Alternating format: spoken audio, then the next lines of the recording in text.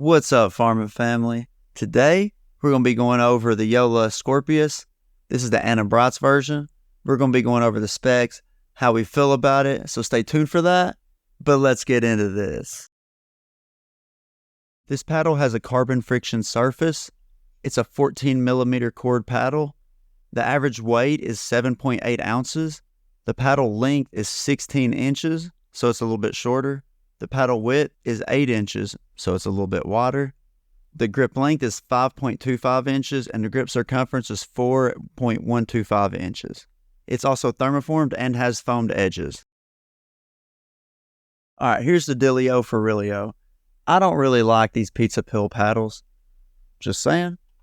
But when it comes to the power, it is very lacking compared to the hybrids and the elongated shaped paddles. The really light swing weight made it a struggle to get super powerful drives in without adding a lot of lead tape to it.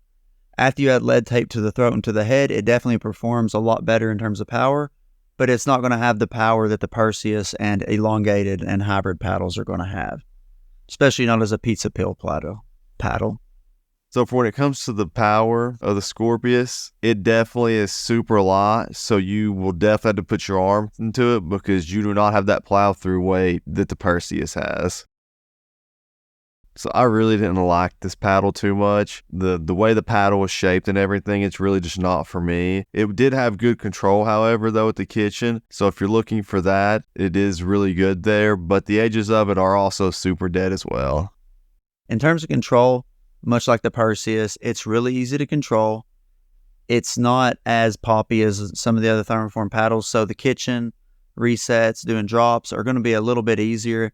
It's not like a crazy difference or anything like that, though. I just didn't have any problems at all controlling either one of these paddles. Yeah, like my brother said, in terms of spin, most of these thermoform foamed edge paddles are performing very, very, very close. The only one I've been able to tell the difference in, like drastically, was the Rhombus R3 Pulsar.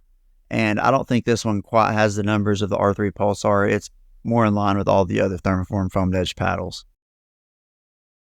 In terms of mobility, this paddle is super head light. You're not going to lose hand battles because of the paddle's swing weight. Let's be real. This is one of the lighter ones that's came out so far when you're swinging it at the kitchen. Like, you are getting it around way quicker. So when the ball comes at you, if you're not used to it, you'll get way out in front of it more than you normally would with other paddles. I found myself doing that at the very beginning, and then it felt really nice at the kitchen after that. It's thermoformed from the head all the way down to the handle.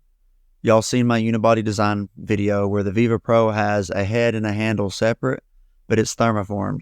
It took me like 6-7 good snaps across the knee to even get it to crack. So any paddle that's made like that, or complete unibody like the Filth, you're not going to have problems with it breaking, when you're swinging it, or your, teammate hitting your paddle. None of that's going to happen. Your paddle's going to be pretty durable. Hopefully I have a picture, or video up right now showing you what the handle and everything looks like.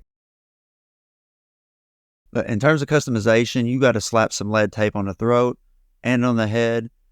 And to be honest, I would almost probably just run a thing of lead tape from one part of the throat all the way around the paddle's head to the other part of the throat, because it is so head light that it is a struggle with drives or any kind of thing you want to put power on. I'm not saying it's anything like a Generation 1. It just doesn't have the plow through that the other thermoform foam edge paddles does based off the shape. So for this price of the paddle at $250, like the Perseus, honestly, it's just a really high price paddle when you can definitely buy paddles cheaper and get similar performance. I didn't personally like this paddle that much either because of the shape, so I would definitely not recommend this paddle. Yeah, much like the Perseus, for the price, it is a bit ridiculous, to be honest. Anything over $200 right now, I'm not going to be able to recommend. Unless you're like an Anna Bright fan and you're wanting to buy her paddle, then by all means, this is it. But other than that, I would recommend, like a Vatic, 6-0, Bread and Butter, Rhombus, any of those paddle companies. Because it's getting a little out of hand with the prices of these paddles, to be honest with you. But yeah, this has been my review. I hope you enjoyed it.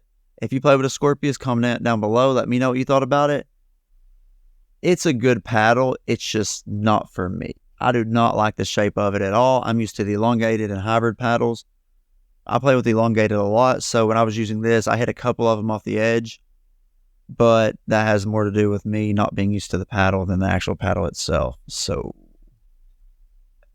but till next time, stay safe, have a good day, drink plenty of water. Peace, y'all.